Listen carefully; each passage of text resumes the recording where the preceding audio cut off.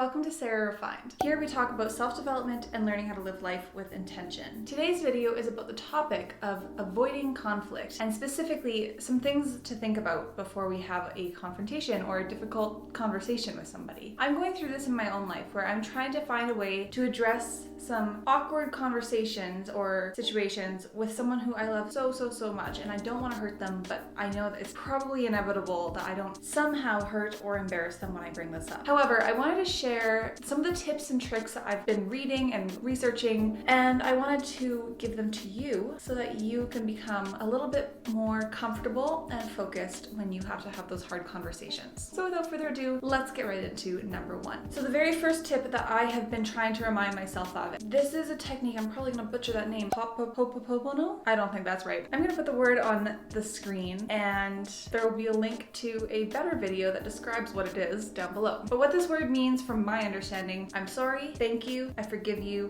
I love you. But what this does is it's supposed to be for you, but also for the person you need to talk to. So I say it to myself as in, I am sorry for the pain I have caused or will cause. I forgive you. I'm forgiving myself, but I'm also forgiving the person for whatever they've done to me. And then I say thank you to me and thank you to the other person. And then I love you to me and I love you to the person who I'm talking to. So those four little lines I try to keep in mind every time I think I finished a paragraph in my letter. Does it convey all of these things? And if the answer is no, then I go back through and I try to change what tone is coming through with my letter. The second thing that I am trying to keep in mind is Mediator Questions. And these three questions came from a video from a TED Talk that I watched, and I'll link it down below because it was wonderful. I really enjoyed it. And these three questions have been keeping me a little more focused. And I'm assuming that if you're having a hard conversation, you also want to keep things from getting too escalated or too heated, because that's when we say things we don't necessarily mean. So 3 things to keep in mind, 3 questions to ask yourself. What is your greatest concern? Get a clear idea first. What is the greatest concern that you need to address with this other person? Number 2, what would you most like to see happen? What is your ideal outcome? And number 3, what would you most like this other person to understand? So these are really helpful because they'll let you think about the situation you're in, take these 3 questions and give yourself 1 to 2 sentences just to keep it clear and concise. Write those down, stick them in front of you, and if you're writing a letter or if you're planning out your conversation with this person, you can keep on bringing yourself back. Am I staying on track? I am actually excited to use this with teenagers because I feel like if I can teach them from a younger age, these are the questions that you can ask and open up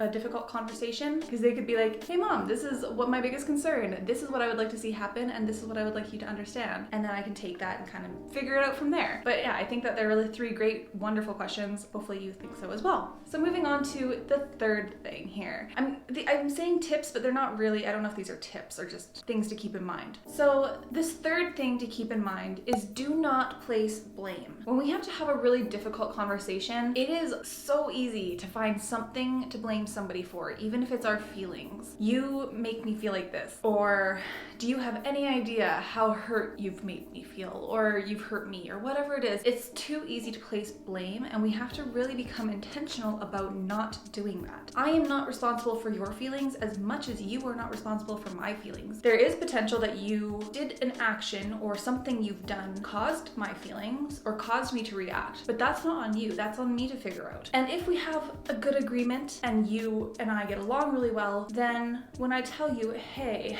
when you did this, that really hurt my feelings, ideally you would then be like, I'm so sorry, that was not intentional, and you would try to change how you're doing it. It's different than me coming up to you and just saying like, you're so awful because you did that and it hurt my feelings. And that's putting the blame on you, not addressing anything for me. That's not looking into why my feelings are hurt, past traumas, all this other stuff. When we place blame, all we do is make the other person naturally want to put their guard up, because it's awkward, especially if it's someone you love. It's awkward to have that person tell you that you are hurting them, and it makes you feel bad. It makes you feel stupid and humiliated and embarrassed if you did not know that that's what you were doing, especially when you were not intending to do anything like that and you had no idea. So don't place the blame when you're talking to someone and having this hard conversation. Just try to be more factual than emotional. I get it. I know how hard that is. Trust me, I know how hard that is. It's going to create such a difference when you are addressing the conversation, and it's going to keep things from getting overheated like we talked about in the previous one. Although I'm not really talking about the outcomes of difficult conversations. If someone was to say, well, I'm not responsible for your feelings, usually they're right. They're not responsible for your feelings. But that might also mean that it's just not a good energy for you to be around, and that could be the end of that friendship or relationship and conversation. And that's okay as well. Now, the fourth thing to keep in mind when you are having a difficult conversation or you're planning to have a difficult conversation. This is something that I'm not even sure where I found it, but it stuck with me, and I've been thinking about it the last week here a lot. This is more for when you are scared to have that conversation because of whatever reason, and you don't want to actually address anything. They said when you are not willing to discuss or have a hard conversation with somebody, you are making the decision for them that they cannot handle it. And I think about the person that I'm trying to talk to and the person that I'm having this conversation with, and that person has handled a ton of stuff in their lifetime. I'm pretty sure they can handle me telling them my feelings and working out a solution, especially because I know that other people have had to discuss things with them before and they've been significantly less polite than I intend to be.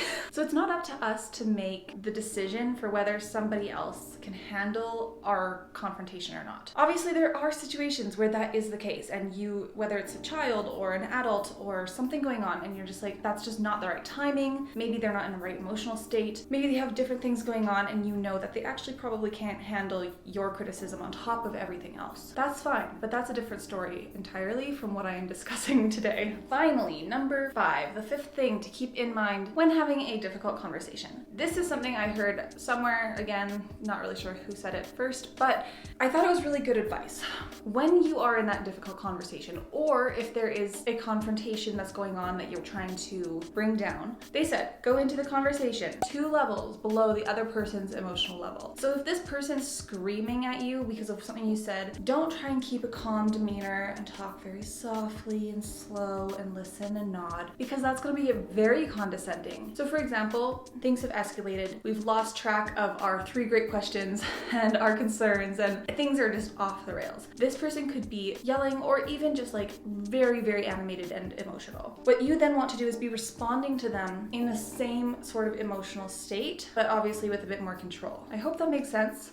It made sense to me when I watched the video, and I have no idea what video I watched it on because that was like 2 weeks ago. Anyway, those are the 5 things that I think we should think about before we have our conversations, before we have difficult conversations, and some of these tips are great for when you are already in the midst of conflict. If you feel like any of these are interesting, please let me know down below in the comments, and I'll link the videos that I do remember, especially the TED Talk one, it was pretty good, in the description down below. If you have any other suggestions or videos to watch on this topic, or if you have any successful stories on how you've confronted and had difficult conversations, please leave those down below, because that would be great reading and great encouragement for the rest of us. These things are never easy, but they are a part of life, and I believe that we can manage them and have a higher success rate in our communication. That would just lead to an all-around better world, I think. Thank you so much for watching. I hope to see you in the next video, although if you look at my track record, I have no idea when that will be. If you want to know why I've been so absent, it is because of this.